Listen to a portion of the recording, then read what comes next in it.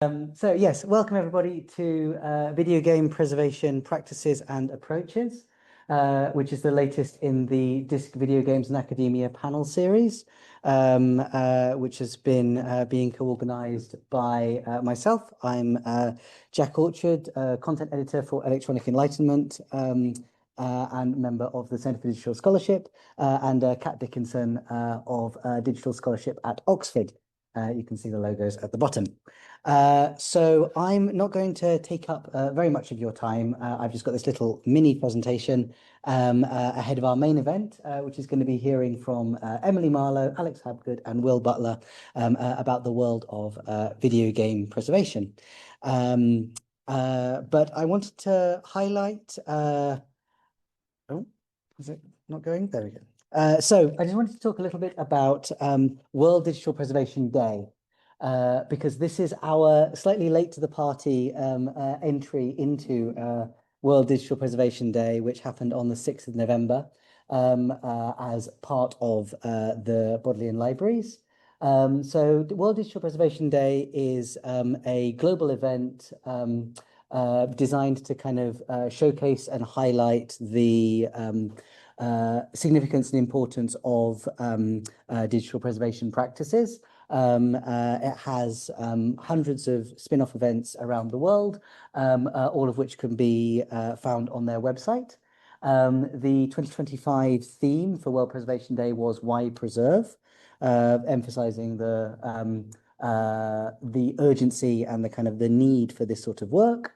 And a couple of the key resources associated with World Digital Preservation Day are the Digital Preservation Handbook, which kind of lists best practices and metadata standards and a kind of an outline for digital preservation, and also the bit list of endangered digital objects, which I'm going to mention a little bit more in a second. And this is a QR code to get to their website. I'm kind of coming to this conversation from the perspective of not being able to read that title. It's not on my screen. It's on the. It says the Digital Preservation Collection. This is a tiny subset of the collections we have here at Oxford. It primarily started as sort of donations from alumni and kind of local individuals. And it's become this kind of little collection that we use primarily for kind of outreach and teaching purposes. So it's a collection of devices and objects, as well as kind of printed materials and software held in the OSNI 1 building over on OSNI Meath. And some of our collections include a BBC Micro, which has been chipped to hold an SD card in it, Commodore Amiga Atari 520 ST, and then you can see some of the other sort of selections of our objects here. We also have a big box of games and computing magazines from the early 80s, primarily the kind of the BBC Micro era, which we use. And then probably the highest profile kind of recent stuff we've done with the Digital Preservation Collection is our Random Access Memories event series, which was essentially showcasing a number of these objects for a kind of basically nostalgia purposes, getting audiences to come and look at these objects and talk about experiences that they had with them in the past, or their reflections on, you know, booting up Windows 95 for the first time in decades, that kind of thing.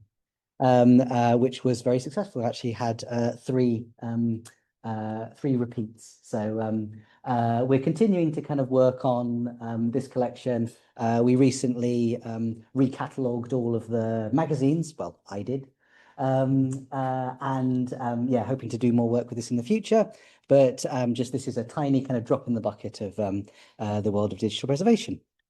And then finally, I just want to finish up by turning back to that focus of World Digital Preservation Day this year, of why preserve, and how that's relevant to what we're going to be hearing about today. This is a screen grab from the bit list of critically endangered items. This is their media and entertainment subsection, and you can see most of the very critically endangered or practically extinct items are games related. And then even in endangered, we've got recordings of gameplay as well. So this is why this is all urgent. So without further ado, I'm going to stop sharing that. You're all going to see all the things I've got open on my desktop. And I'm going to hand over to Emily Marlow, who is going to talk from the start of their presentation on curating video games. Excellent. Sorry, let me just shrink that. How do I move that away? Yeah. Okay. Oh, It wouldn't be a games talk without technical. there we go. X out the 10. I just realized Perfect. I'm quite sure. Hi everyone. Nice to meet you. I'm going to be going off some notes here because I have a terrible memory, and a lot of this requires dates. So let's go. So I'm going to be talking about curating video games and the preservation of video games in museums. We are going to be talking a lot about museums rather than preservation directly, but I promise you it is related. Let's see, how do I go to the next one? It's not letting me navigate. Oh, how'd you do that? Just click. Oh, okay. Great. I'm really out of date with the technology here. Brill. So just a rundown of what we're going to be talking about. I'm going to give myself a little bit of an introduction so you know where I'm coming from. Then we're going to talk about the very short history of games in museums. Then we're going to talk about some challenges that museums have with curating and preserving games. And then we're going to talk about the biggest challenge I think that museums face, which is how to get people interested in games preservation. So a brief shout about me. So I've worked previously, most recently, as the on-site curator at the National Videogame Museum, which is the NVM. That's in Sheffield. If you've ever been to it, you will know it by its neon front. Previous to that, I've also done my BA, my MA, and my PhD at the University of Sheffield, where I specialized in religion and sexuality in film, video games, and visual media. So I obviously, studying games and studying game studies today is usually going to mean that you're doing some kind of hybrid degree or a specialization within another degree. I came from biblical studies, but it was basically from my master's onwards, I was working on video games and how they related to religion. I've previously also been a researcher at the V&A's exhibition from 2018 to 2019, Design, Play, Disrupt. This was an international exhibition that was quite large and focused on the design behind video games. And I've also worked as a games journalist for PCGamer, TechRadar, and TheGamer. There I wrote features mainly on religion in games and sexuality in games. And I'm currently the technical director for Intrapology.com, which is a game meets theatre production, where we do remote theatre that you can control via a game interface, which is technically incredibly fun to do and not at all scary. So as I said, I'm going to talk about how we exhibit games in museums, how museums interact with games preservation, and then cover some of the challenges that exist in that space. So just to briefly cover a little bit of the history of games in museums. At last count, we had around 30 museums around the world that are either primarily about games or have a large focus on games. That's not including museums that have like one game item or something like that. It's more if you have a stable based department for games, that's included in there. We also have an even smaller number of active games curators. Most of the time, a lot of the games curators are working on short contracts for singular exhibitions, and a lot of the pickup gets dealt with by people who are design department heads rather than game specialty people. As I said before, there's been multiple international exhibitions based around video games. The V&A's one is one of the more prominent ones, but there's also been quite a few in America. And in Japan, there are established departments within other museums, mainly within media museums. So you're thinking Acme in Australia, or the Science and Media Museum in Bradford, which has a dedicated curator for video games. And also one of the biggest ones is the Strong National Museum of Play in Rochester, New York, which has a rather large department on video games. As well as these more mainstream museums, you also have brand-specific museums, such as the incredibly impressive and hard to get tickets for Nintendo Museum that's just opened in Kyoto.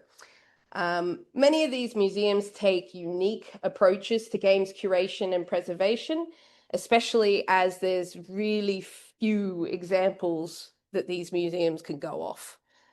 They're mainly working in uncharted territory, so it's very difficult for them to know where they're going a lot of the time, and they can do things incredibly different. I'm just going to go through a couple of examples here of exhibitions and ways that games have been displayed. This is probably one of my personal favorites of how to exhibit games in a unique and eye-catching way. This was an exhibition done at the Dundee Contemporary Arts Museum in 2016. This was around the time of the DIGRA FDG conference that was happening at the same time. And this was a collection based on Edo Stern's work. So you had these amazing exhibits where this was fully playable and had a game within it. And that was also a playable game. Nearly all of the exhibits in this particular collection were playable, but they were just playable in ways that when you went into the space, you were really surprised that that's how it was going to be happening. And I think it was really good for cutting down a lot of people's preconceptions about what video games look like in a museum, because they can look like this. Also, I've mentioned it before, the Victoria and Albert Museum exhibition on video games. This focused primarily on the design behind video games. And they did this very pointedly. They didn't want people to expect an arcade exhibition. They didn't want people to think that this was just going to be a bunch of games in a room. And they definitely wanted to target a more adult audience. And because of that, they went with these designs. It was very sort of stripped down, and I think went much more from a design angle than from anything else. It looked at a lot of the social issues connected to video games, which was really interesting as well. Then you've got some specialty exhibitions. The Imperial War Museum did quite a good exhibition on war games recently. And that focused primarily on that one type of game, and exhibited it in a much more adult format than before. You've got Never Alone from the Museum of Modern Art as well, which looked at it more as an interactive design aspect. And then you've got your arcade-based exhibitions, such as Game On from the Barbican or The Art of Video Games from the Smithsonian Museum. These are primarily designed so that people can get as many games in as they want, and they can play those games to understand them rather than looking at objects or exhibits. And finally, this is photos from one of the exhibitions I worked on at the National Videogame Museum.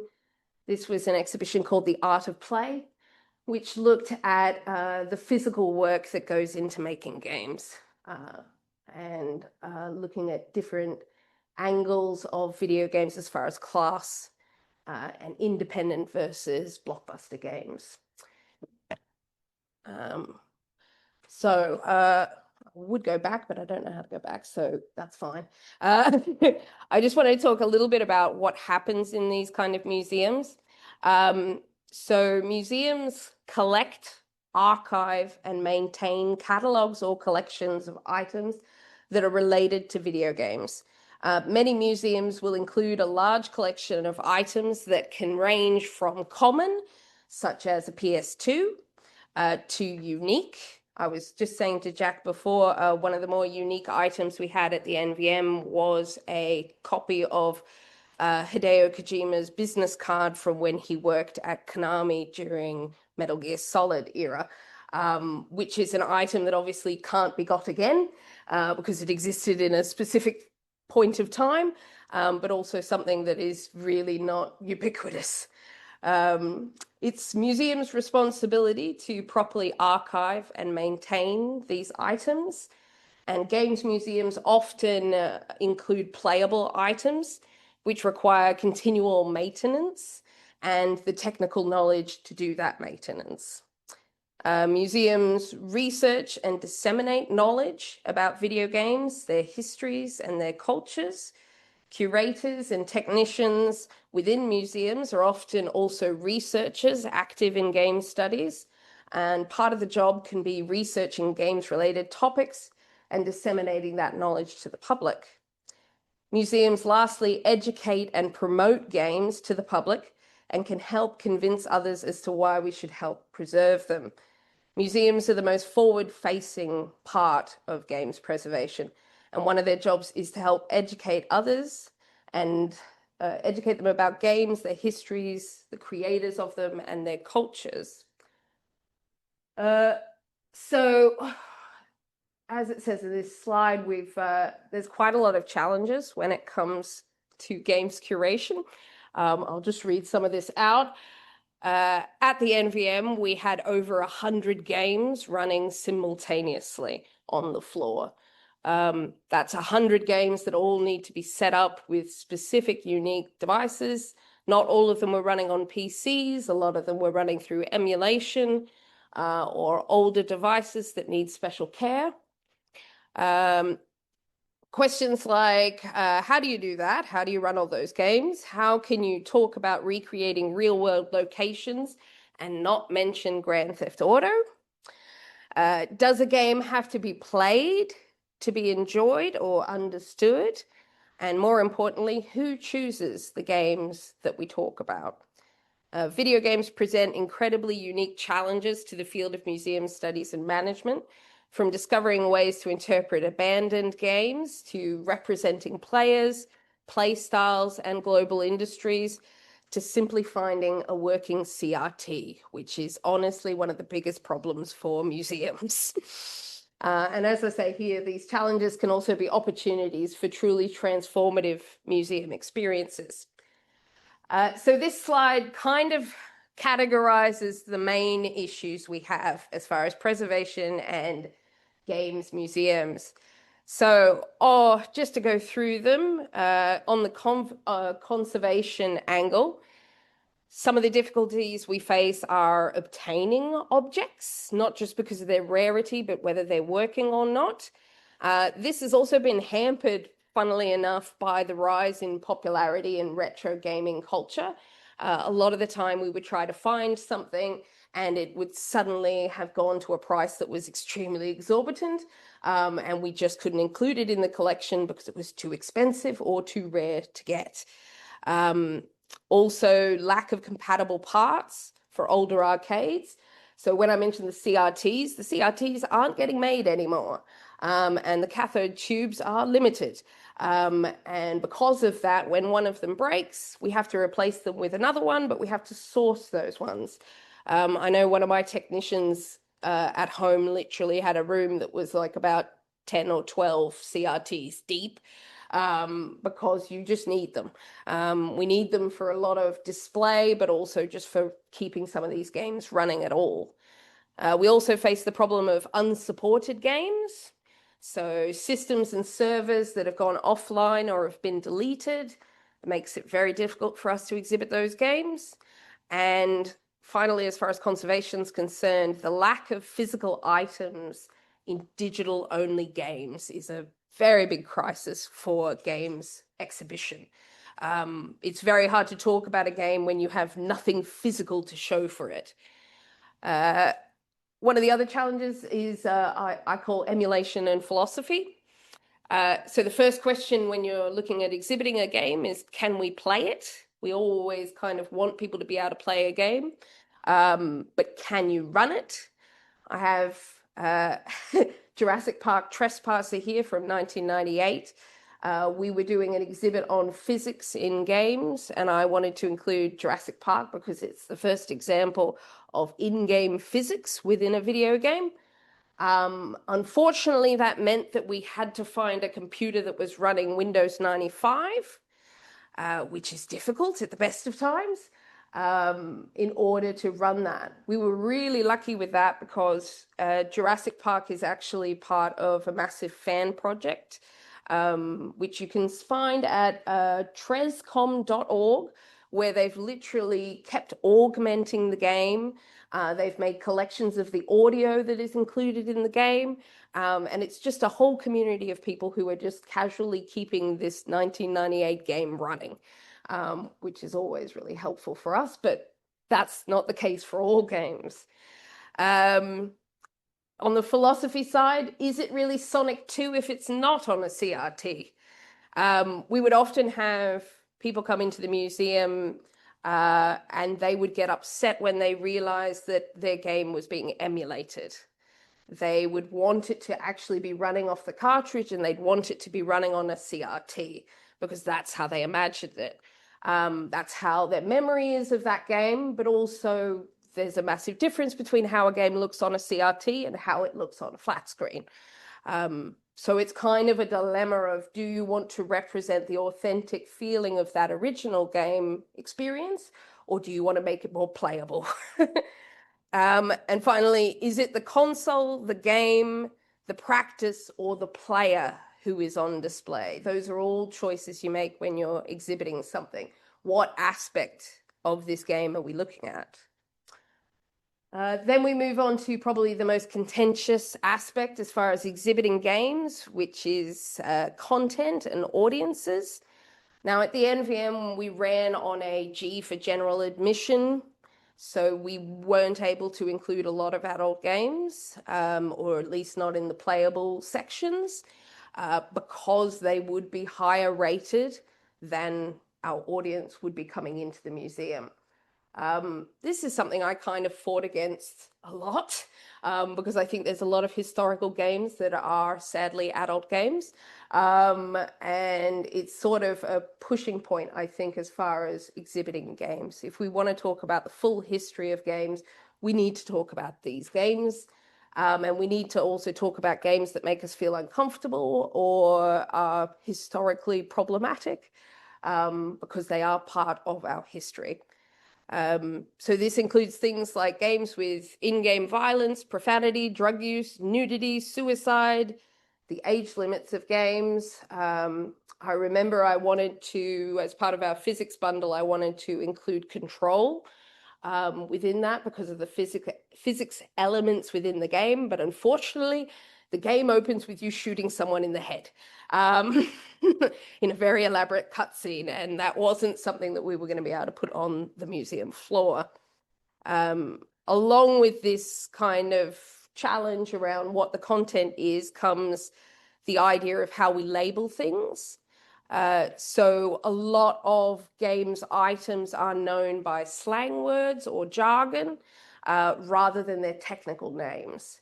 And so including the technical name, but also mentioning the slang is often a choice for curators to make. Who's going to be reading this? Who's going to be identifying this? How are they going to be interacting with this? Are all things that we need to consider.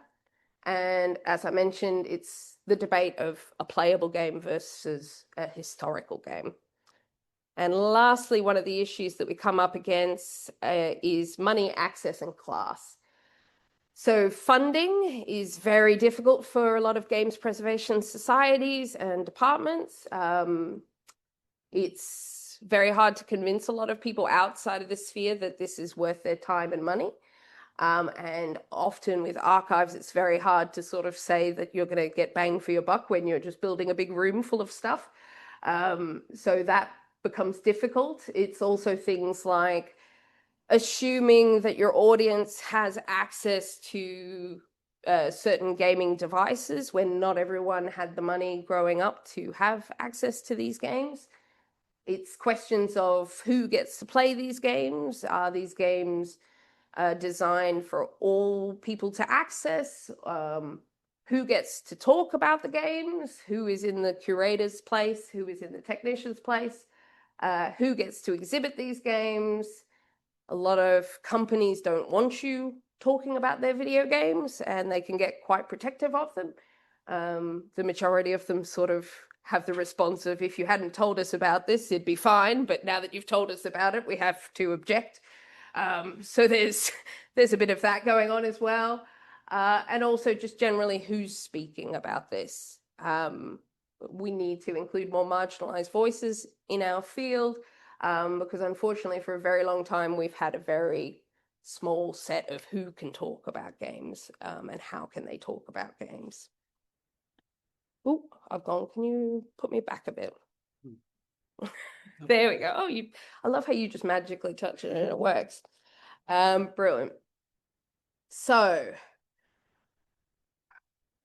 as I said before, the issue of getting people to be interested in games preservation is definitely not getting gamers interested in video game preservation. When I worked at the museum, obviously one of my considerations is how a gamer is going to experience the museum. But it was always kind of, we know that the gamers are going to come.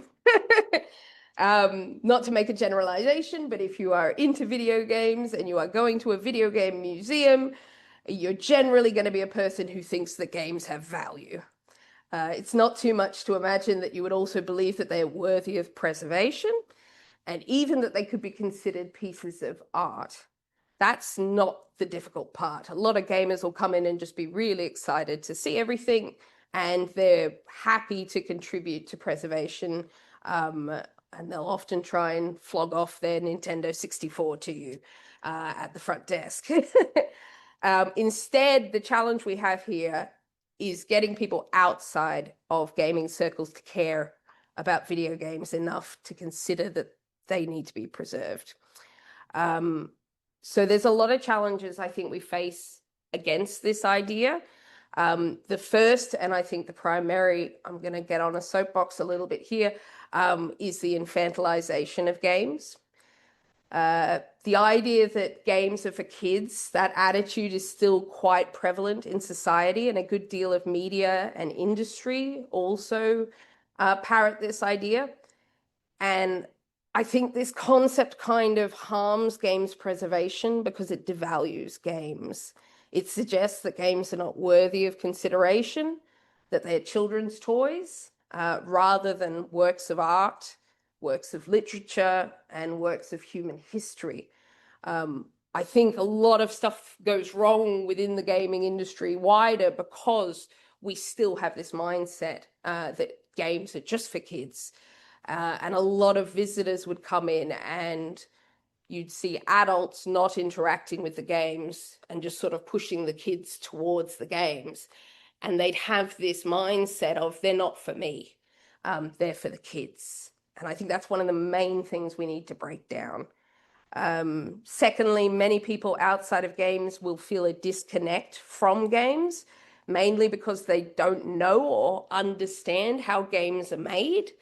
They have no examples of game development to look to because we're quite secretive of how games are made. And they don't have any prominent game developers to empathize with. We kind of only hear about the real showbiz kind of versions of the developers. They don't know how long it takes to make games or the level of expertise that is needed to make those games. And when you don't understand something or you have nothing to connect you to it, you're not going to empathize with that. You're just going to feel that disconnection. Others, lastly, may not have had access to games. They may not have any personal experience of games or any link to them.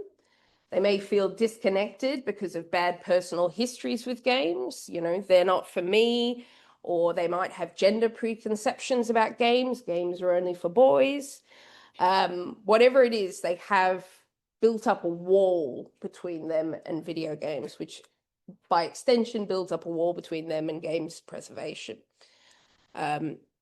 So how do we solve that problem? From my experience, one of the best ways to cut through that wall is to focus on human stories. So work on finding the human aspect of a game, whether that be focusing on the people who make the games, how the games was made, or embracing failure. Humanizing stories really help a lot in trying to get people on board with games. So a couple of examples I have here. So we did a display on Miyazaki Uemura, who is this lovely gentleman on the bottom here. So we were doing a display on the history of the NES and the SNES, or the Super Nintendo. So with this display, rather than just putting the devices in a cabinet and sort of saying they were really technically ahead of their game, we chose instead to look specifically at Uemura's focus on the family, and specifically the Japanese family, and how that affected the design of the NES, and also how differently the SNES was as it was perceived to be made for an American family. It's a completely different device. And a lot of that comes down to Uemura considering how people were going to play this games console. It's really, when you look at the NES is very cute and very colorful. It's a really kind of sweet little console. And then when you look at the SNES, it's gray and kind of boxy and very professional. And it's just interesting looking at how a lot of that engineering was based on Uemura's perceptions of people rather than a technological aspect. Another case we had, the idea of like painting a wider picture for visitors. So in this top image, this is part of our Worms 2 exhibit. So when we made this display as part of the Art of Play exhibition, we wanted to exhibit our star item, which was Chris Blythe's Amiga 4000, on which the cinematics for Worms and Worms 2 were made. So when we considered that many of our younger visitors would look at the Amiga and it would appear like some foreign monolithic device that they wouldn't even recognize what it could do, we chose instead to display it as if it was part of a desk. So we set it up in this desk setup. We included other ephemera such as the original keyboard and mouse, and some paperwork and like some envelopes that we had that were connected to Worms 2, as well as what I considered to be the real star item of the exhibit, which was Chris Blythe's day diary for the production of Worms 2. This included things like his original pencil storyboards of the cinematics and things like that, as well as notes to remember to buy his wife a birthday card. All those aspects really cut through the idea of this foreign game being made in a magical factory and center in on the people who are living their lives and making these games. So by choosing to display the Amiga in this setup, we made it more recognizable as a computer for our younger visitors, as well as humanizing the object for our older visitors. And it allowed for a connection to be made. We'd often see people with exactly that expression on their faces where they just sort of go, oh, this is what it is. It was really great to see that actually work. We also did a similar desk design for an exhibit on Gang Beasts. This was a much larger desk. We literally had a wonderful experience where we got to go to the production offices for Gang Beasts, and they showed us a bunch of desks. This was just after COVID, and they said, take what you want. And we went, okay. And we took a bunch of photos and we just cleared out one of the desks and took everything off the desk, and we put it in a display cabinet, a top-down display cabinet designed like a desk. So we had things like Evian water bottles and a xenomorph figurine and some spare change, just to kind of get across that fact that games are made by people who have lives outside of the games, and they're relatable. Another way that we can do this as far as human is showing genealogies. So your big sort of display that goes from this date to that date and shows the entire generation of development. This helps visitors see the bigger picture by looking at how games and games technologies are a part of development genealogies. And it makes it easier to understand for people. And they also get the appreciation and recognition of star items, such as the Power Glove or things like that, that they can look at and go, ah, I remember that. So, yeah. So the other thing we can do as far as combating these issues is to embrace diversity. So we always used to say there's a game for everyone. And finding people's games is one of the tasks, I think, of museums. One of the ways to get more people to preserve games is to impress upon them the wonder and magic of games, to demonstrate that games are worthy of preservation and that they are important items in regards to human history. For many, thinking that games are just for kids or that they're just throwaway items means that they wouldn't care for or consider games preservations. For others, it's a feeling of not being into games or not having a good experience with video games. This is a major roadblock in games preservation as it affects the funding and popularization of games preservation initiatives. And it's a challenge that needs to be met by museums, historians, and industry alike. Ways that this can be accomplished, one of the best ways I think is using scale or scope. So giant displays, the biggest displays you could hope for, and you see that in such as the V&A exhibition, where they have floor-to-ceiling examples of games running, if only because it draws people in. A lot of people have preconceptions about what games look like, and a lot of these preconceptions are quite dated. The amount of people who would ask me why we didn't have a copy of Pong at the museum, because they were expecting to see Pong, sort of tells you how dated those preconceptions are. Simply demonstrating games with impressive visuals or visually impressive displays of game items can help impress their value on visitors. One of the examples, I had a picture of it earlier, but I should have put it on this slide. But one of the examples I always use is we had a Tony Hawk Ride skateboard. And rather than just putting that in a cabinet display flat down, we instead put it on a plinth in the middle of the display, like it was a giant monolith from 2001. And so when visitors came in, the first thing they saw was this display. And we had a nice little piece of interpretation next to it talking about working forward from failure. And it was just sort of when people see an object that they previously think of as ubiquitous in that display format, it gives them pause.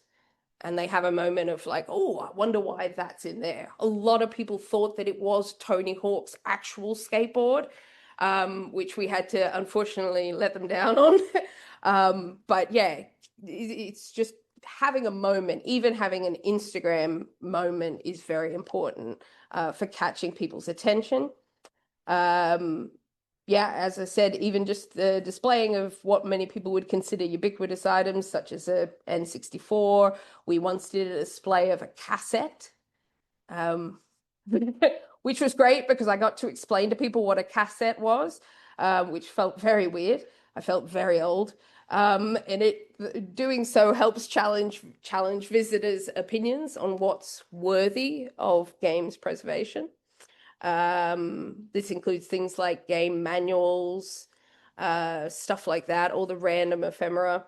It also allows for emotional connection between objects and visitors who recognize their old devices. Our Game Boys were part of our large genealogy display, and you would always find someone in front of the Game Boys pointing to a Game Boy and showing their children and saying, I used to have one of these. I used to call it nostalgia keys, as in you're jingling the nostalgia keys in front of their faces.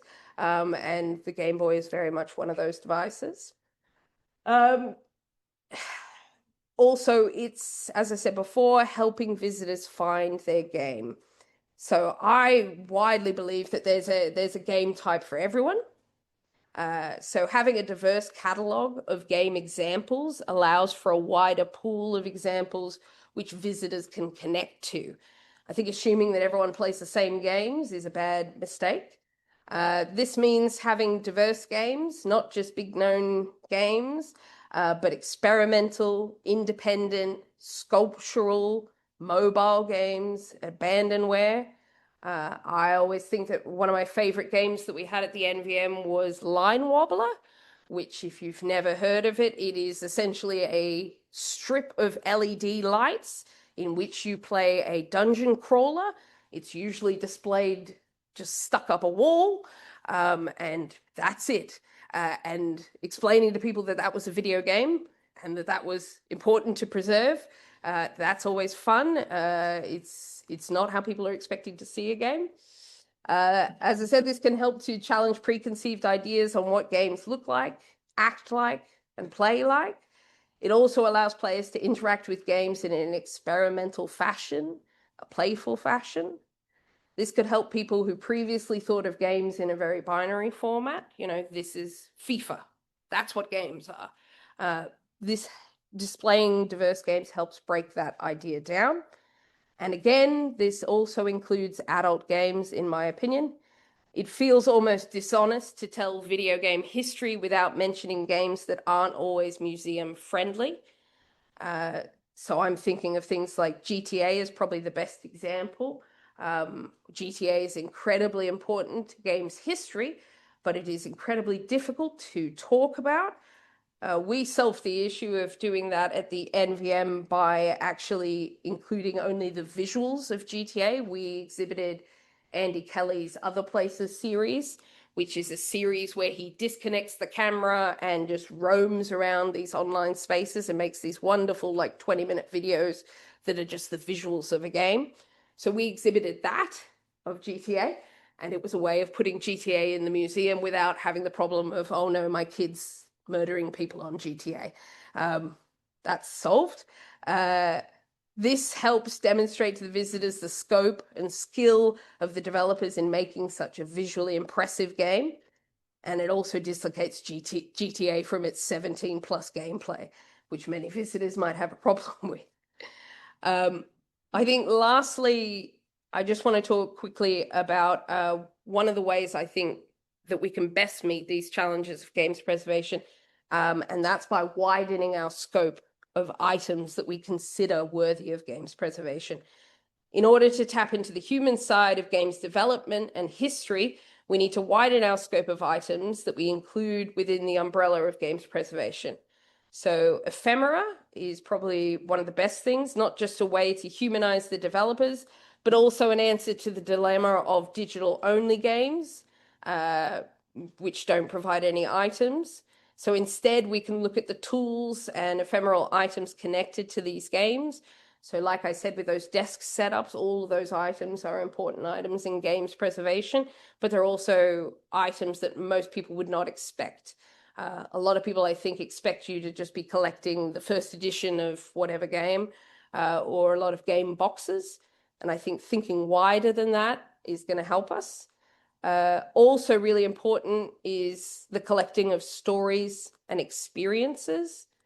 The collecting and preserving of game developers, historians, and public figures' experiences, personal histories that players have, and game development oral histories, which, with the state of the games industry and the way that people move about the games industry, is very difficult because people aren't often at the same place they were 5 years ago. So keeping track of those oral histories can be very difficult. And finally, my personal hill to die on, games languages. So the preservation of game languages, slang, phrases, nicknames, and terminologies. This seems to be quite an overlooked aspect of games preservation, and it's also a very difficult aspect to document, but it's incredibly important. A lot of gaming history is written in a kind of code, in the sense of it's encrypted in jargon and slang. And if we don't document that, we're going to lose a whole portion of information. And it's also important to note that fan collections and archives of these elements do exist, but we need to help fund and develop these archives, and we need to value them with the same value as we do the prominent archives. So lastly, just to sum up, we're facing a lot of challenges currently within games preservation and games curation. Our industries are in an employment crisis, and funding is often very difficult for us to secure. Outside of this, we're also facing challenges related to the preservation of digital-only games, servers being taken offline at the drop of a hat, and entire libraries rendered obsolete. In order to meet these problems, we need to rethink our approaches, widen our scopes, and continue to embrace diversity in all its forms. Thank you very much for listening.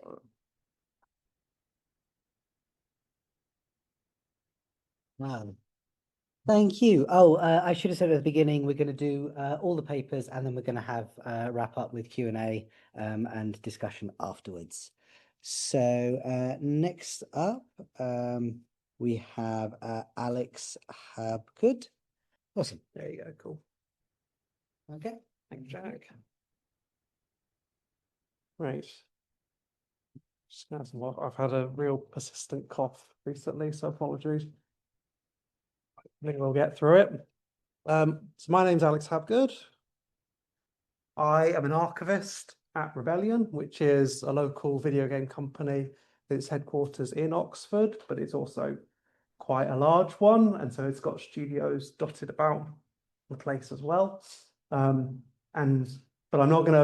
I'm here today primarily with my UCL hat on, because I'm also a PhD student at UCL, started this September. So I'm going to be primarily talking about that, but they feed into each other because my research is about game preservation and game archiving. For working at Rebellion, I was a moving image archivist working at the Media Archive of Central England. So that's really my background, where I'm coming from. And like in that role, I gradually developed into doing more on digital preservation. So that's kind of where my expertise has come from. Just before I get into it properly, I am going to be using Menti because I discovered recently that UCL offers Menti subscriptions. So that will be coming up. Apologies. There's the joining instructions at the top if you want to get ahead of the game on that. But initially, I want to first sort of tackle this question, what are archives? Because I'm coming very much from an archivist perspective on video game preservation. And so it's useful to sort of, I think, give a sense of where I'm coming from when I use the word archives. Because one thing about the word archives, is that it's used by lots of people to mean lots of different things. I'm going to put a timer on as well, just so I don't massively overrun.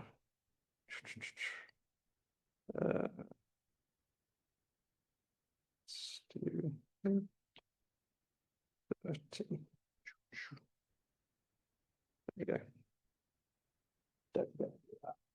Right, so when starting this kind of question of like, what is archives?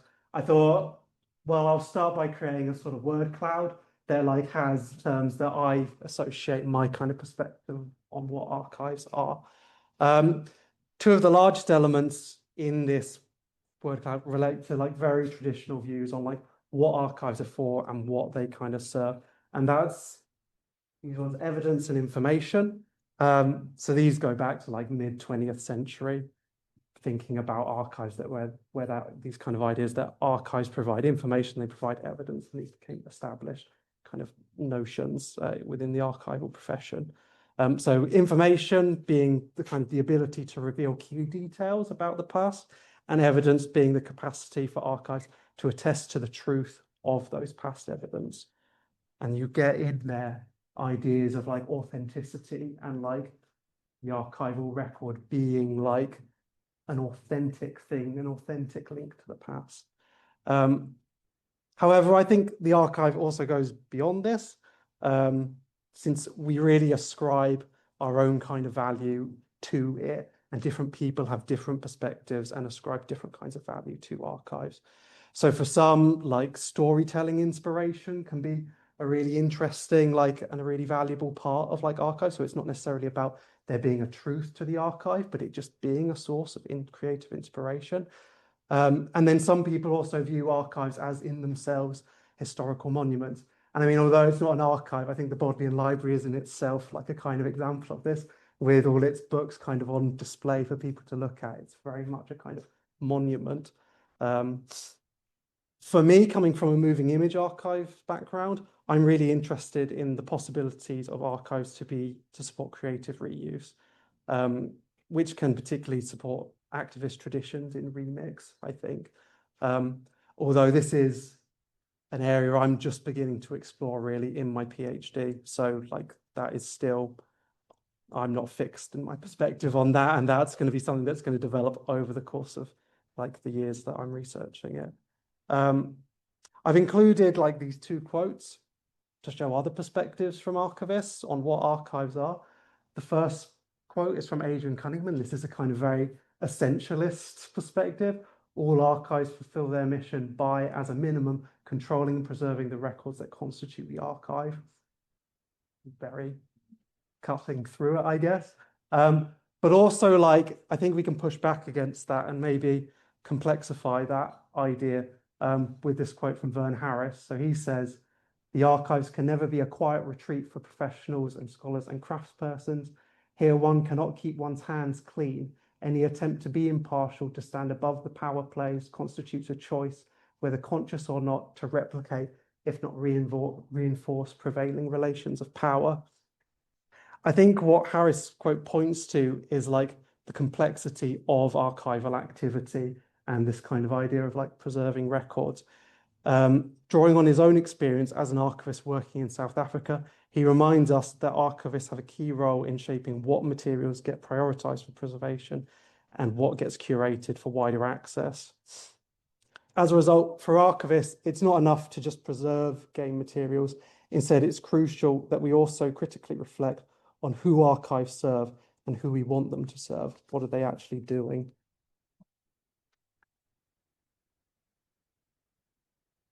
So we kind of see this perspective to a certain extent baked into digital preservation standards, I think.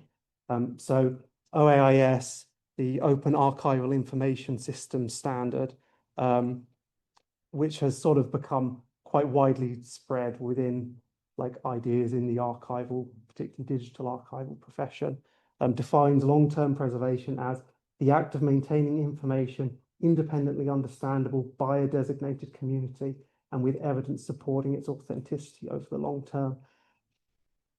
We don't have time to go into the last two, authenticity and long term, what they exactly mean, but I think we can start by talking about independently understandable and designated communities and what these are. So I've given the additional definitions it gives for them as well. So independently understandable, a characteristic of information that is sufficiently complete to allow it to be interpreted, understood, and used by the designated community without having to resort to special resources not widely available, including named individuals. So the standard takes a view an archive's job is to have information packages, these kind of things that an archive will contain, and within it is everything you need to interpret that object for the audience. And so the audience is a really key element of that, and what they call the designated community, an identified group of potential consumers who should be able to understand a particular set of information. Because without that, you have a situation where, well, how long is a piece of string? What limits are there in what needs to go in these preservation packages to make them understandable? We all have different needs and different expectations on what and how to interpret what is in an archive and what this kind of thing we're preserving is, be it a playable game or other kind of digital materials relating to games. And this was really highlighted by Rhiannon Bativa's work, her article, The Power of Imaginary Users. So she says the authors of OAIS employ the term designated communities instead of users. So it's a deliberate choice, not talking about specific users, because they don't want to speak about real users. Institutions like libraries should construct a representative designated community that has common capabilities of understanding and create information packages around this. So when we talk about audiences in archives, and if we're following the OAIS standard, we're not necessarily always talking about our actual users. We're talking about this kind of construct that we're saying, well, this is who we expect to use the archive, and what would that person that we expect to use be? But inherently, these things are tied because there are actual users and we are serving them. It's almost a kind of, the standard poses it as a kind of decision to make it achievable. Because if you have an institution like the National Archives that serves all of the public and an organization like the Bodleian Library, it's kind of too much. You're serving too many people. And so designated communities puts limits on that. And so this kind of crystallizes to a certain extent what preservation is. What are we actually talking about when we do video game preservation or other kinds of digital preservation?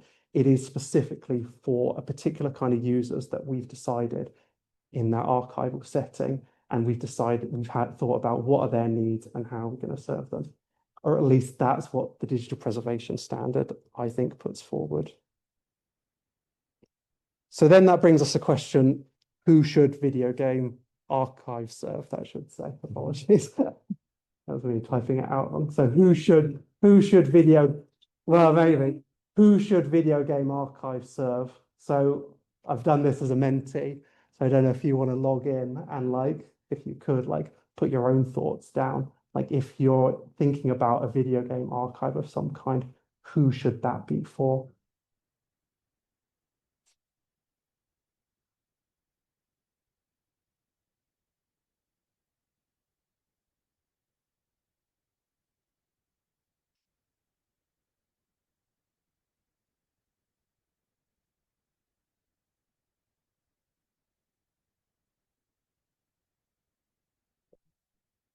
Ooh.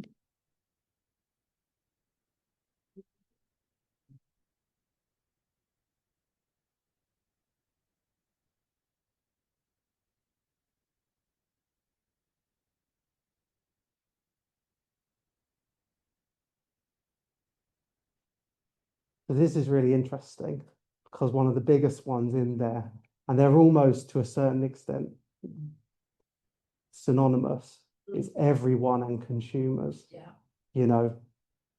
And this is in Rhiannon Bativa's article. It's something she directly talks about. One of the problems with game preservation is that there is this sense that games have such a wide audience that actually preserving them becomes incredibly difficult because we can't be specific about who we're serving, and actually the scope then for preservation becomes humongous, unmanageable.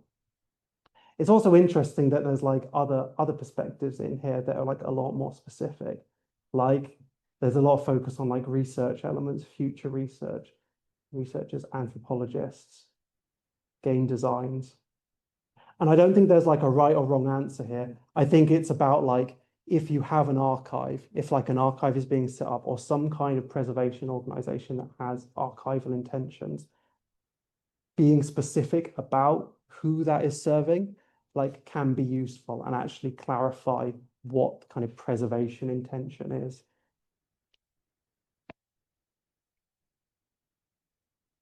How do I skip Jack? Oh, there you go. It's gone over now. And I think, and this was really something I think that they kind of realized in the standard, because this year they revised it and they introduced this idea of preservation objectives. So this is a kind of new element, really, but it kind of feeds on designated communities and kind of builds on that.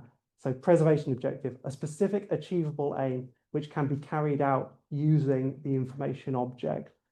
That's not necessarily that helpful, but then your document does have a lot of other stuff that clarifies this a bit more. So as OAIS must define an OAIS, so they're talking about an archive of some kind, must define preservation objectives. The definition of preservation objectives may be subject to agreement with funders and other stakeholders. And they say preservation objectives are intended to allow the repository to make it possible to test whether the information is actually independently understandable by members of the designated community. So this introduces a kind of a sense of a test where you have like, well, our objective is this, and this is it achieving that objective? And in the examples they give for this, it often gives this sense of like, okay, so it's the ability to render documents, images, videos, and sound in a way that is sufficiently similar to the original. So we've got this concept of, well, it was like this, and now it's here, but we want to be able to render it like that. And so are we still able to render it like that? Okay, then we've preserved it. Great. But I think like looking a bit more in academic discourse, like challenges this a little bit, is kind of this idea of like, actually, we should be moving on from this notion of the original experience. And this is like part of Melanie Smallwell's work. And she's particularly been talking about video game exhibitions in this chapter that she was talking about. But I think it's got a sort of wider resonance. So she says, embracing the notion that fragments of game history configured and made sense of by the museum visitor to arrive at plausible understanding of what the original situation might have been, have a valid role to play, perhaps alongside the playable game, would mark a maturation of the field. So she's saying that like it's not just about preserving the game or like these digital objects in their original artifacts and having these self-contained packages that like are saying, well, that is now a thing that is preserved. And instead, preservation is this much more holistic thing where we have fragments of different elements spotted around the archive. And instead, we bring them all together, and we can bring them all together in different circumstances to try and come to our own understandings of what the original situation would be. She challenges this notion of like, what is the original? Like, that is not a fixed thing. And instead, we all bring our own perspectives on what the original situation is. Some people may think, oh no, you need the CRT to understand like this is the original video game. Others may have different perspectives.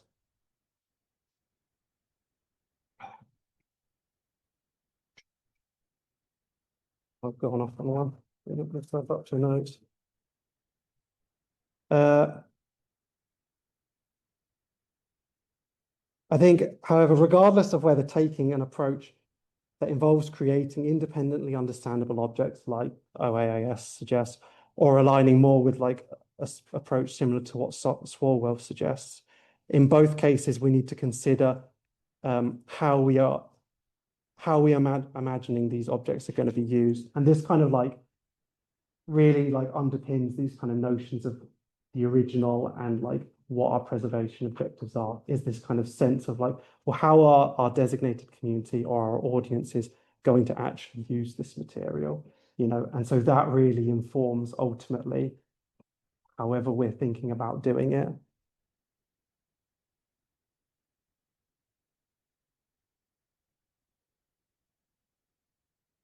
Oh, right. So another Mempty, I'm afraid. So what uses could video game archives serve?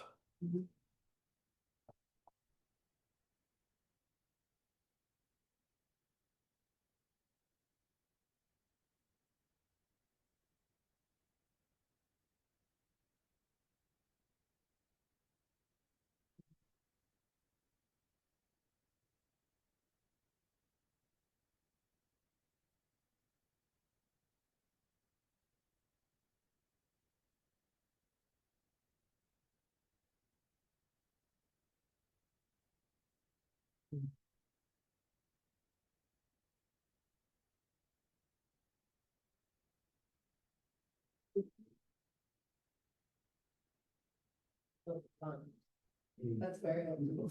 Yeah, I mean, fun, like it's kind of, it's where like the discourse around game preservation really maybe diverges to a certain extent from traditional archives.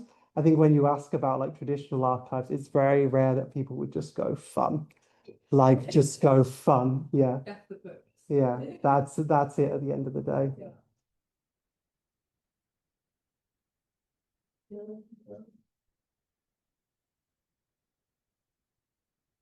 Yeah, but what this like it does kind of suggest to me is like this kind of coming, like a lot of these do align with like what archives are generally used for: education, research resource. These are like different use cases that really have been like are a part of like what archives tried to do and like what they've tried to cater for. Yeah. See, I really like commercial use because that's where I come from, but I'm biased, so no, that's really interesting. So this was kind of when I was doing my master's as part of, and it was exploring like video game preservation, video game use. I did a literature review and sort of looked at within academic literature the different ways that like video games are talked about being used. And so this was kind of like how I ended up mapping it in my sense and dividing it into sort of 4 different categories. So well-being, which is most closely linked to the standard use for games as fun, which we saw in the previous, that's coming up, and recreation. Games being obsolete and archived does not necessarily take away from this use case, as illustrated by the popularity of retro gaming. So that's the one. And this comes under, and although these are very different things, like a lot of interesting, like there's a lot of interesting academic discourse on not just like using games for recreation and fun, but also like the way that this can like benefit people's health and like on a kind of medical sense. And then there's also like this kind of prevailing notion of nostalgia. I don't know, that is a very complicated area, I think, but it kind of goes a bit beyond recreation at that point, I think. Yeah, research. This is perhaps most closely like tied to the significance that game preservation discourse ascribes to it. Where access to games archives could support academic pursuits like history research, as well as more experimental emergent fields like game archaeology. Education and pedagogy, this covers use of games materials as teaching resources. For example, this could include using real-world examples of bugged code for teaching debugging skills. Also, it could cover preserving games that have been specifically designed for teaching topics. Like I know Jason Scott has talked a lot about the Oregon Trail and like how like that's one of their most commonly played games on the Internet Archive because it was part of like the educational curriculum in America for a long time. And then it became inaccessible, and then their effort to preserve it has made it accessible again. And so then it's coming back into the curriculum and getting classrooms to play it. And then probably like the area that is of most interest to me, which is kind of creative uses of game archives. So this covers things like asset reuse. So I come from thinking about moving image archives and how like a key part of their model and what makes those archives sustainable is like the licensing of video footage that then feeds back into the organization and for it to be able to preserve, and also is a really just positive way to get stuff out there and like remix like what it looks like and what people are doing it with it. There's obviously like a huge potential for artificial intelligence, which I'm probably not the best person to talk about at this stage. But like in terms of like if you have big repositories of data relating to games that are curated, like using them as training sets could be like a really positive or potentially not positive, depending on how it's implemented, use of like game archives, I think. And I mean, then these are like code reuse. I mean, like where I work at Rebellion, like code reuse is already like a key part of what they do. And it'd be interesting to see if like the archive can support that more, I think. Like because that is already a key part of many games, is that they are remade using code from existing games and like continuing to build that on.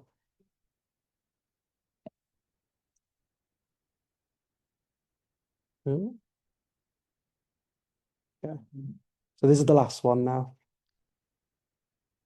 So which I've sort of divided up, and this is definitely not comprehensive, but I've kind of done a bit of an effort to divide up like different kinds of materials that you might expect to see in a games archive. And so this is like not only, I think, to try and clarify when I talk about a games archive, what kind of thing I would expect to see in it and what that actually means, but also give the opportunity for people to say, well, okay, so we've got potentially all this stuff, and thinking about those use cases and those audiences, what do we think actually is the most important? Like, what should archives be prioritizing? Because ultimately that is like the decision of archives, is what do we prioritize? Because you can't preserve everything. And we looked at Vern Harris, the quote at the beginning of this presentation, and a key work of his is called The Archival Sliver, in which he emphasizes that archives are always a fraction of a fraction of a fraction of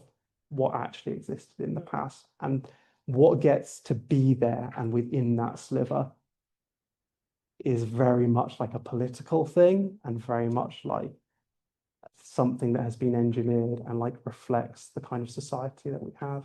Mm. Yeah. Mm.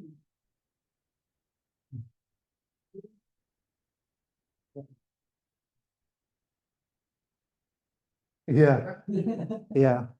And it's really interesting, particularly considering the fact that like perhaps on games research and games preservation research, so much focus has been given to fan sites. And I think almost this kind of like shows fan works. I think this almost shows why that is so important, because like there's clearly an understanding of the sense of significance of like these kind of games industry. Thank you. Too late though, too late. But yeah, there's always like obviously a sense of like these kind of like the production element of it, these kind of material, tangible things that are attached to production, but these kind of more broader, what I think Will might be talking about, expanded notions of video games and video game archives.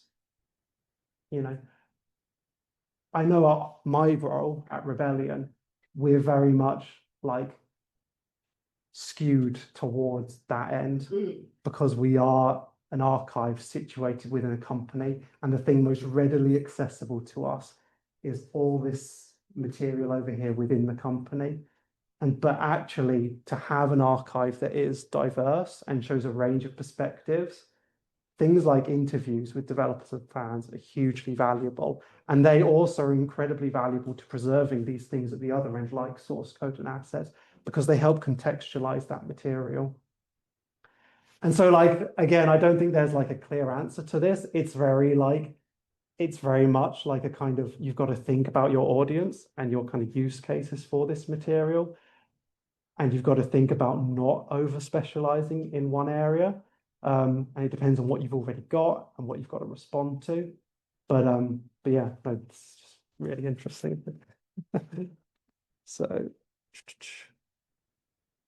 I've got 5 minutes left, and I'm going to talk about my research with the last 2 slides.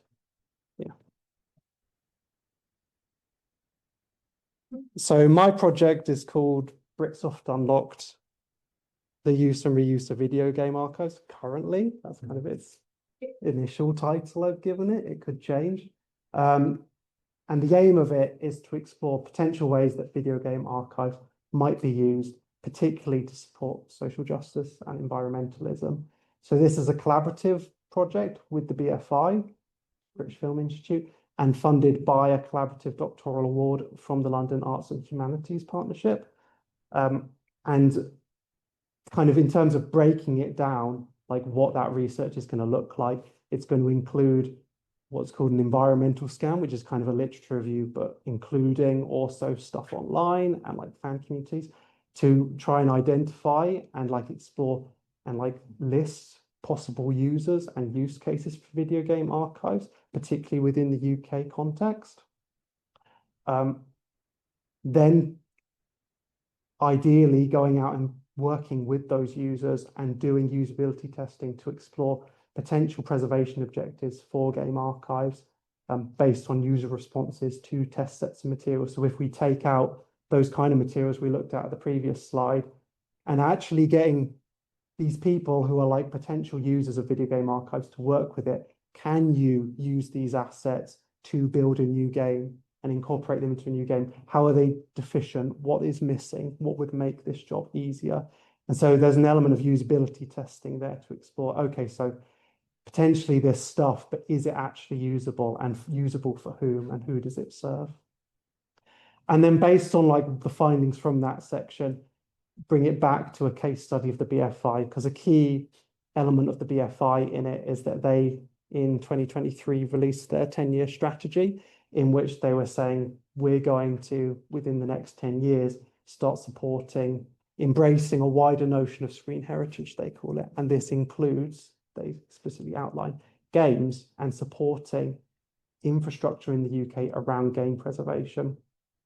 So what I'm hoping this project will do initially is feedback into them and their Screen Culture 2033 strategy, and also more broadly sort of inform future reassessment of their collecting policy, and would ideally support diversification of the BFI's National Archive to include video games. But ultimately, that's their decision around. They might look at it and go, oh, actually, this doesn't serve who we see as our audiences. Who knows? Like, but it's an initial piece of research to kind of help encourage that along and encourage that thinking along. Because currently the BFI does not have a video game collection. So for them, it's an entirely new area, and they haven't, and so they need support to get that off the ground, I think, if that is going to be something that they do develop. But I also hope it can have wider impact, particularly like if we start thinking about use and use cases, and we start identifying potential users for video game archives, this could lead into a proof of concept for more sustainable video game archiving models. I think about coming from moving image archives. There's a very established model there for what a moving image archive does, and it does vary, but an element of it can often include licensing and creative reuse of footage. And so is there something equivalent for video game archives? Could it be, oh, well, we're just going to amass data sets and support AI? I hope it's more than that. But this is the kind of like building an actual like more grounded sense of like what video game archives can do. What are they good at? Like, what is their potential? And then I think what's crucial about that, not only for a proof of concept, but just more generally, is that it supports advocacy, because it gives a more kind of grounded sense of like what we mean when we say video game archiving. Who are they serving? What are they doing? What are they for? So there's just some references if anyone ends up looking at the slides. And then I only have LinkedIn, sorry. So, but if you want to follow my project, you can follow me there. And there's a QR code for that. Yeah. So that's me.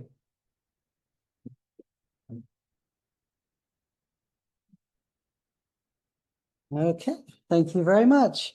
And now our final speaker. Everyone's using different presentation software. So our final speaker is Will Butler. Oh God, yes, sorry. There we are. Talking to us about preserving, preserving live service video games. Cool. Hello, everyone.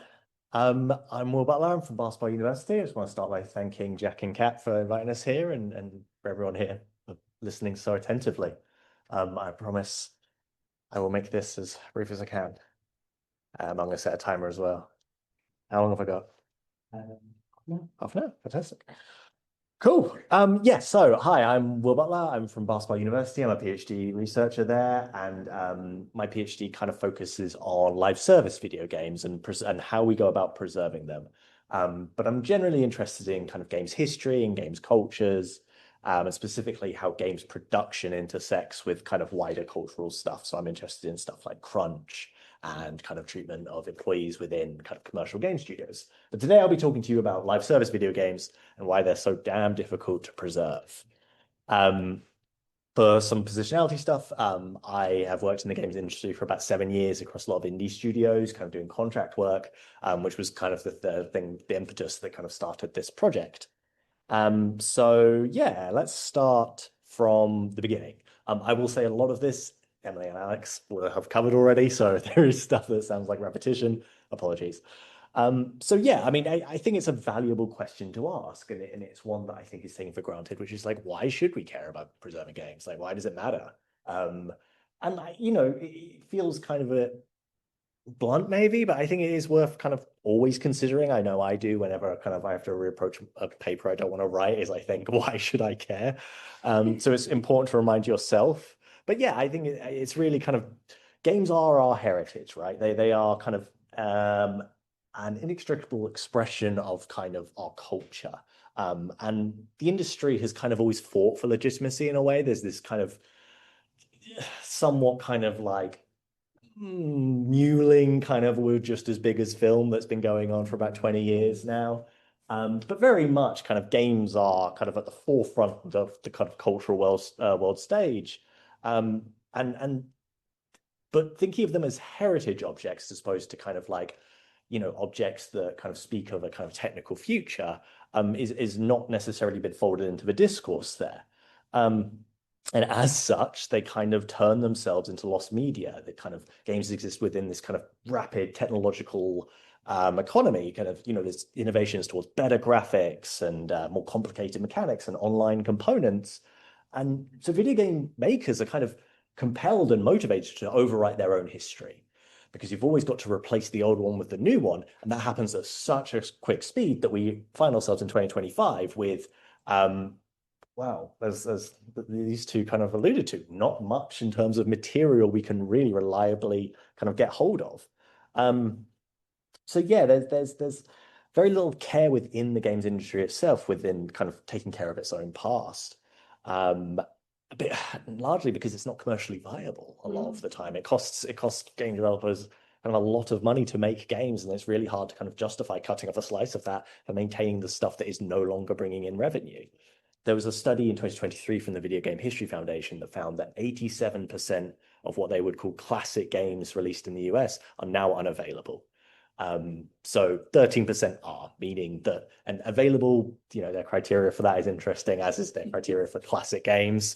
But it kind of paints this image that you know, 1 in 10 video games that were released at a certain period of time, we can actually access and play today. The rest, gone.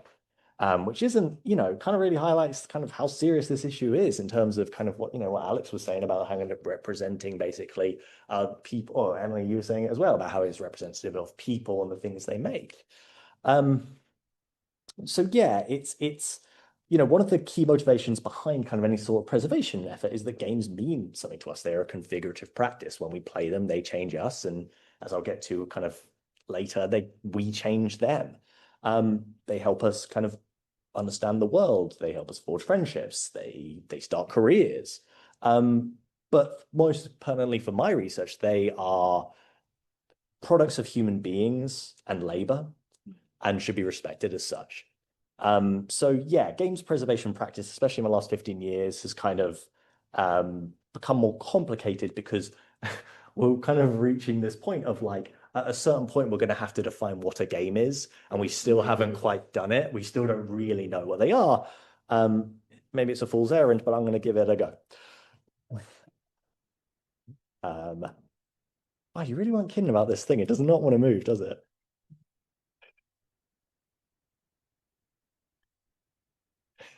There we go. Cool. Okay, cool. So what makes up a video game? We'll do the very academic thing where I said, I'm going to do this, and then I'm just going to talk around the subject for a bit. So yeah, video games, very complicated things. They're kind of intersects of design and community and technology and social experience and programming. You know, but they are also kind of all the ephemera that surrounds them. So that is the stuff like the boxes they come in, that is all the adverts, that's the magazine reviews, it's the Reddit forums of people complaining that the game's broken. And all that stuff, that is the stuff that constitutes what we understand the game to be. Without that stuff, it's an incomplete picture of what the thing is. It's kind of, there's a kind of an ontological query at the heart of a lot of preservation work, which kind of, you know, where does a video game begin and end? does it start at the moment, that first trailer launches and we first hear about a game? Is that where the game starts? And then, where does it end? Well, that's a question I don't even want to try and touch.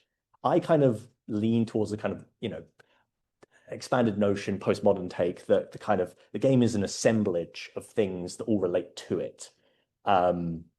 Insofar as everything it touches and everything that touches it is part of the kind of the whole. And that is kind of my supervisor, James Newman, he talks about it as a constellation of materials. So lots and lots of things that are somewhat connected. But again, we have to draw a line somewhere when we talk about preserving things. And this gets even harder when we start talking about games that don't even have a fixed form, games that have an online component, or maybe like an ARG component, which is like kind of alternative reality kind of thing. So, some games have an aspect of them where you go out into the real world and you find maybe like a geocache or a hidden bit of treasure or something. And then that kind of informs the gameplay. So yeah, so this gets very complicated very quick. But I'll come back to that in a bit. Something that's also worth kind of mentioning is that games are a part of what are called long tail economies, which is this term that a Wired writer came up with about 2004 that I still find really relevant, which is the idea that they are kind of entrenched in this kind of remake and remaster culture. They're kind of constantly being reworked, adapted, localized. And if game developers can sell you the same game 9 times, they will. And if they can make a movie and a TV show about it and sell that to you, they will, because it's really kind of commercially safe. And video games come with an inherent risk because they are really expensive to make and they require a lot of labor and a lot of work. There's also, as Emily and Alex alluded to, there is this really vibrant retro aspect to video games in that they kind of exist in the public imagination as a thing of the past a lot of times because you play them mostly when you're children. But the kind of, the commercial reality is that the audience grows up with games. More people are playing games now than ever across the world. So it's very much something that like we need to kind of, the incentive for preserving games is very much there. And part of this long tail economy is it is useful in a sense in that it will remain a relevant topic as long as there are games. So yeah, an example of this, and it's one of my favorites, is there's a game for 2003 for the PlayStation 2, GameCube, and PC called Piglet's Big Game. It was a tie-in with Piglet's Big Movie that was great, among my household at the time in 2003. But yeah, so this game comes out in 2003. It's like at the time, every movie got a tie-in game, pretty unremarkable. But as of last year, people realized that the developers that made this game actually made a really interesting Resident Evil clone in Piglet's world.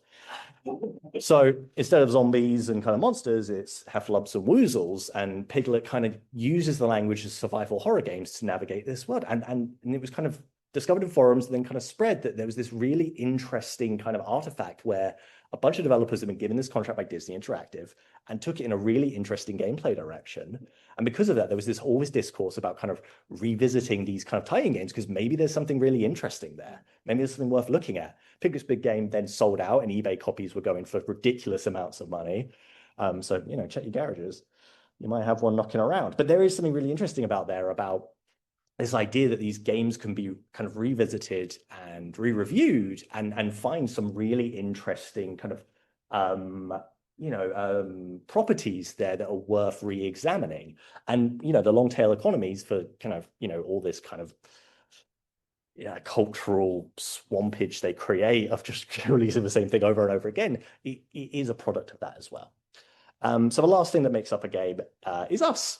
We are kind of, this is the idea that kind of one of the most meaningful properties of games are the people that play them, that the particular order of bits and the hardware and the kind of social physical experience of playing them is part of the game as well. So that is, like, as I said, if you're talking about games on forums, we're talking about oral histories, we're talking about kind of esports events, these all constitute that constellation of materials that kind of inform our understanding of what a game is. This is what is referred to as expanded notions of games in kind of scholarly work. And in terms of like massively multiplayer online games, so this is stuff like World of Warcraft, this is stuff like Final Fantasy 14, these kind of ones that kind of exist within a kind of instance virtual world. it's making a distinction between what the game is and the kind of the in-game actions, and then also the kind of the fandom practice about how it makes you feel on the other end of the computer.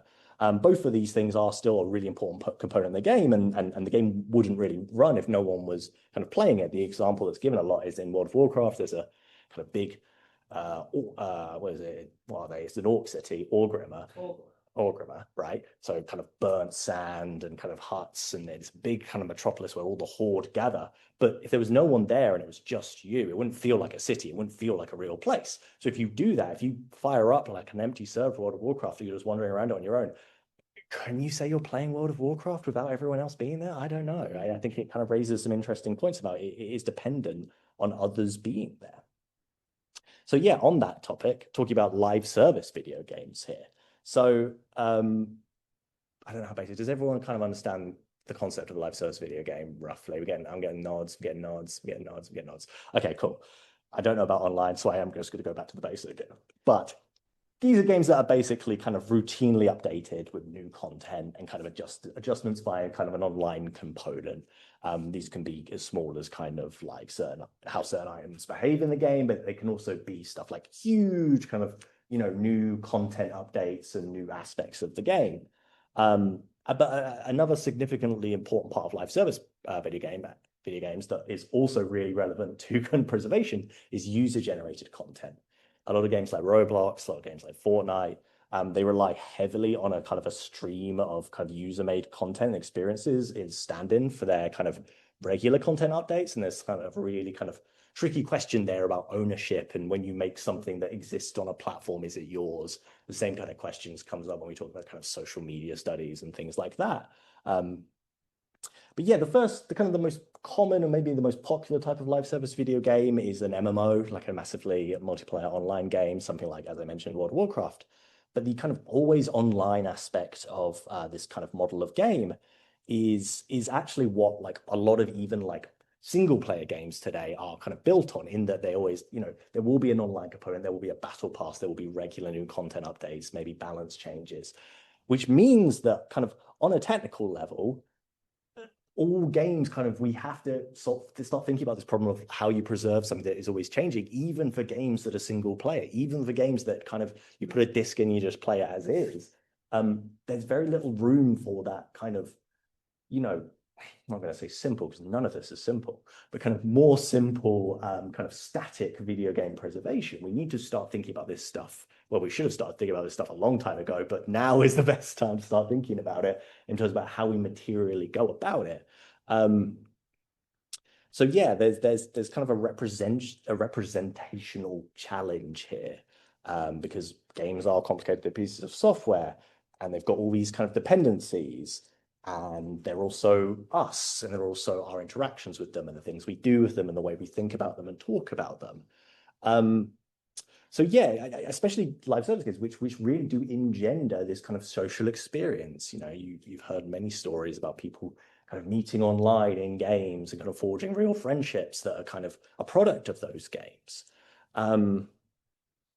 But even still, these games live and they're live, but they're also kind of still threatened by this obsolescence, this idea that like new content comes along and servers are expensive to run and you do have to make room for them. So certain, the term that a lot of game developers call is, they say we vaulted this content, which basically means they put it behind a door and they're never going to look at it again, which is fine, because that's their prerogative as the game developers, but it does make it for preservationists.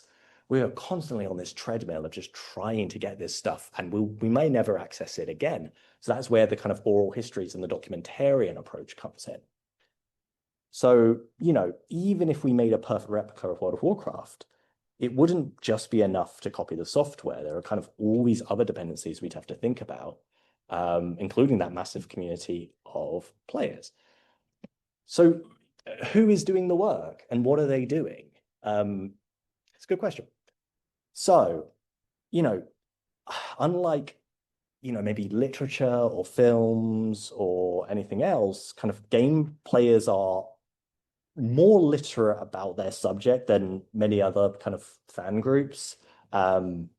which is really useful because it basically means that they're very technically savvy. It means that a lot of this kind of very complicated technical work can be done by them, which it is. So yeah, so enthusiasts or hobbyists or fans. We haven't quite figured out a word that doesn't feel infantilizing or condescending for people who are maybe not in like professional game development or academia who are doing this work. So yeah, if you think of one, let me know, please, because I'm still trying to find one. But yeah, these enthusiasts kind of take on a lot of the heavy lifting in terms of blazing the trail for these kind of methodologies. So if we start from the left-hand side, when we talk about who's preserving live service games, there is like advocacy groups and petitions. Like there's one called Stop Killing Games, which is this kind of discourse community that kind of launched into this kind of political group, it would seem, that advocate for a kind of kind of a consumer rights change within how live service games operate. They're kind of been putting a lot of pressure on kind of copyright offices across Europe and here in the UK to effectively pressure game publishers into committing to keeping their games online, you know, for the foreseeable future, so the games can still be accessed. You know, it's kind of picked up a lot of steam. It got a lot of news. It's been recognized by copyright offices. It's been responded to. The response was pretty much like, you know, game publishers, they don't owe you this. They can do whatever they like, unfortunately. But the fact that it's picking up steam is really kind of useful in shows that there is a demand here for this kind of work, and that it does intersect with other sorts of preservation efforts. So yeah, people talking about it, I think personally is still really useful work, is to keep talking about it. You know, when Nintendo, family-friendly Nintendo, slap a, you know, whatever $2 million lawsuit on some kid who was making Metroid ROM clones in his bedroom, right? That gets talked about because it is, you know, a disproportionate kind of response to what is someone just making a fan project, but is breaching their kind of, you know, very protective kind of copyright. So there is this kind of legal aspect to it that these kind of petitions kind of combat directly by basically asking the question of, people are still going to do this, so why don't we just think about changing the law to empower people to basically preserve games history for you? You're welcome, Nintendo. Anyway, so yeah, that kind of leads into the community-run archive and private server projects, which are, you know, fall into the category of, you know, ask for forgiveness, not permission, where they just go about doing it anyway. So there are hundreds of archival projects across the internet, run by kind of community members, you know, these hobbyists, these enthusiasts. They're not paid. They put together these really rich, well thought out archives for the passion of their game. And these are often for games that are no longer available. These are kind of, you know, these are for games that are still evolving sometimes, though. These are games that, you know, there are tons of kind of private servers for World of Warcraft for people who have kind of a better idea of what they think the game should be. So they kind of create their own environment to play it with their community. So like, yeah, private servers are kind of almost like closed environments, but they are still kind of the virtual world, the kind of social aspect, but you would need an invite to get in. Very much so that you know, folks like Blizzard who own World of Warcraft will kind of come down on them like a hammer. But there are instances, very rare, where like the publishers aren't using the kind of brand, and it kind of exists in this limbo where fans will say, can we just take that off your hands? And they'll say, yeah, sure. Like, we're not using it. And that just kind of happens, which is this like wonderful fluke that can mean that these games can keep having, like, you know, basically they have a second life, which is wonderful. There's academic work, which is kind of like talks like these that Jack and Kat put on. There's kind of scholarly research, there's documentary work, there's advocacy work. By and large, academics take on a more kind of documentarian approach to preservation by and large, which an example of which I would recommend, which was at the NVM, which was the Animal Crossing Diaries, which was a kind of an oral history of how people played Animal Crossing during the pandemic and what that game meant, you know, that moment of March 2020 when everything went wrong, where people found this kind of, you know, salve in Animal Crossing and it's kind of, you know, outside exploration. And the Animal Crossing Diaries are basically diary entries that people wrote in to explain what that game meant to them and the time and kind of their adventures within their worlds, which is just a wonderful record of what that game meant to people. That has very little to do with the actual game. So yeah, and then there's finally game developers and publishers who are, some are doing a pretty good job of kind of managing their own work. Alex, and there are folks who kind of exist in this kind of middle spot.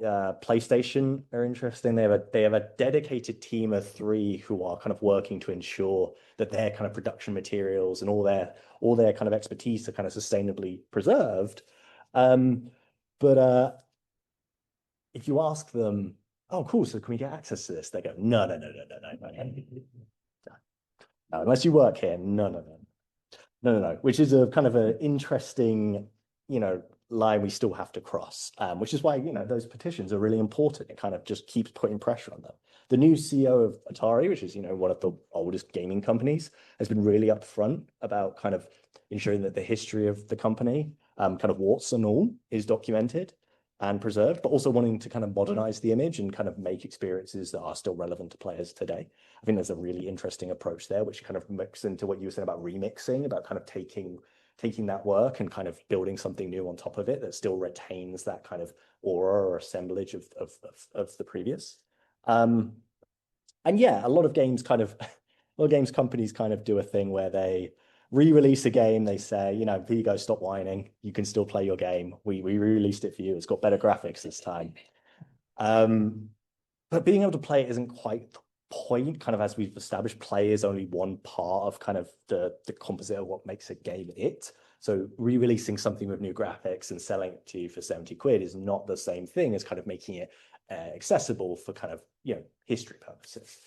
So wonderful work that's happening. Oh, I will say actually a little note here.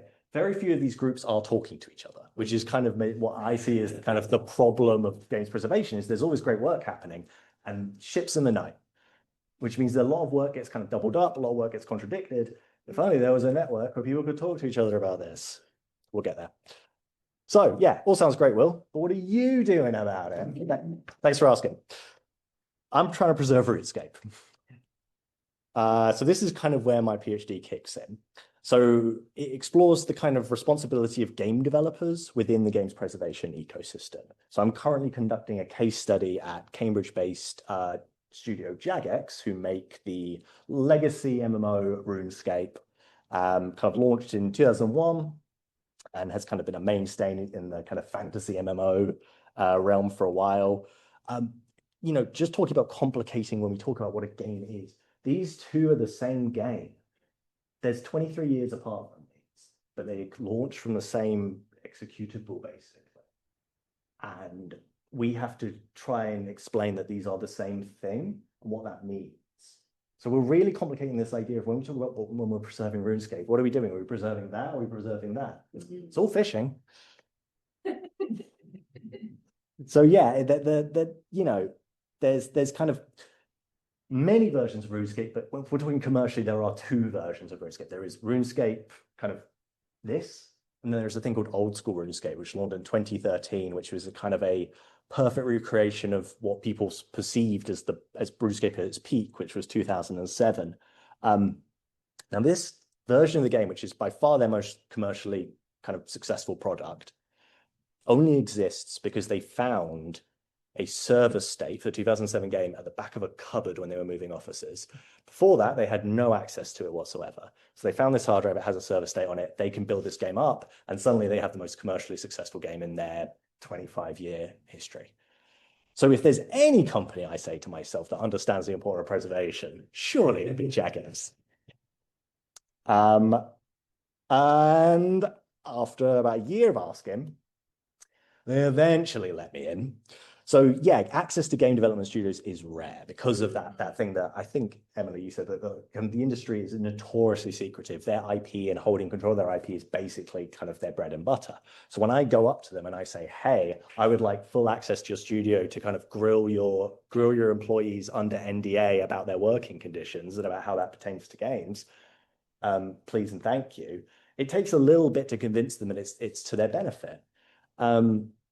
So, and I can only do it because I've done contract work with them before, because I've worked within the games industry around folks who did that. Even with that leverage, getting access was kind of, a year process.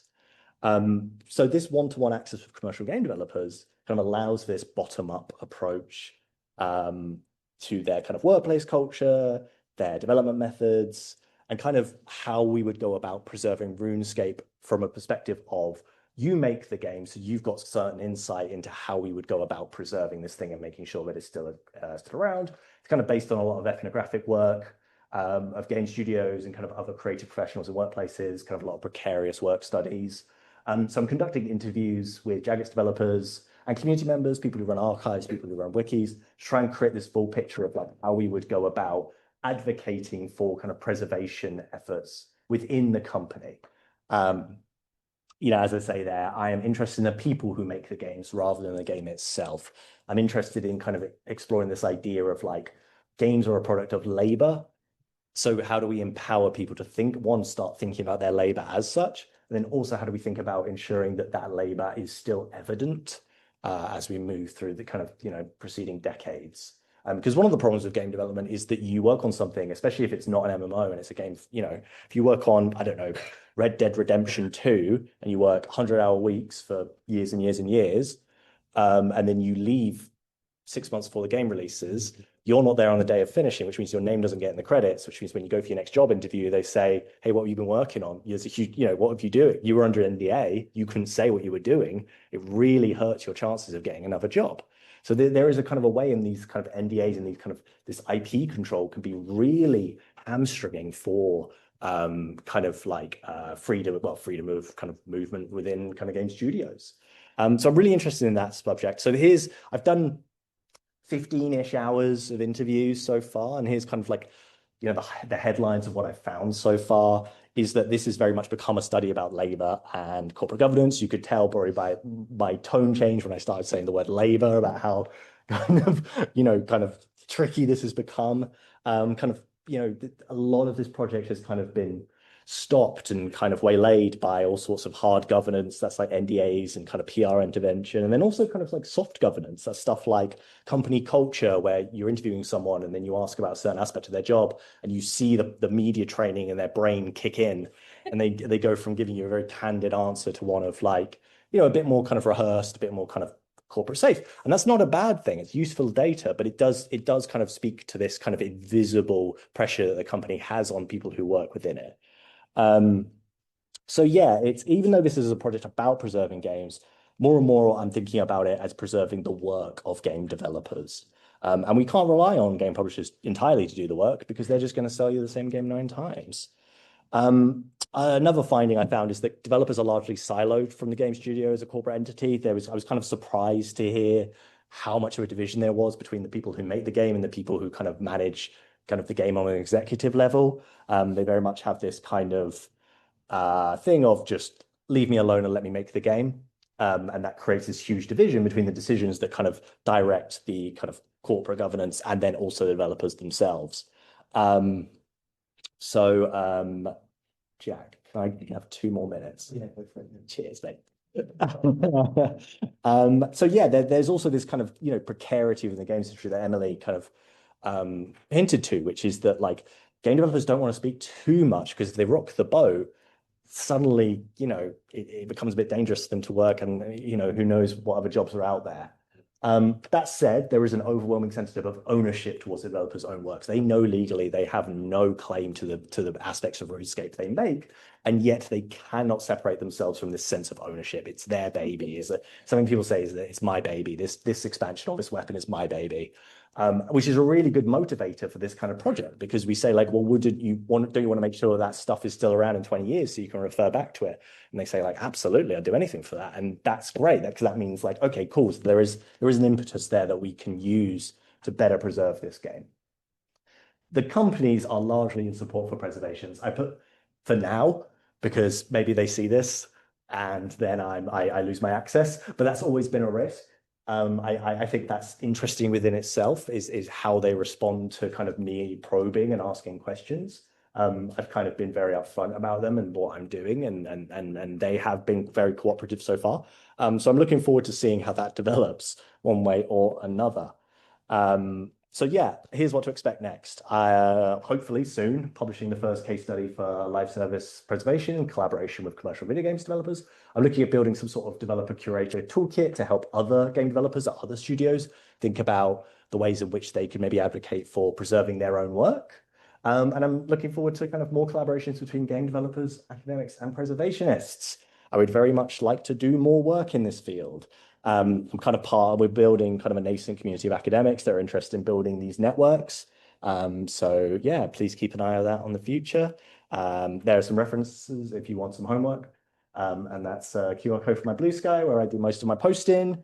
And yeah, thanks so much for your attention and time.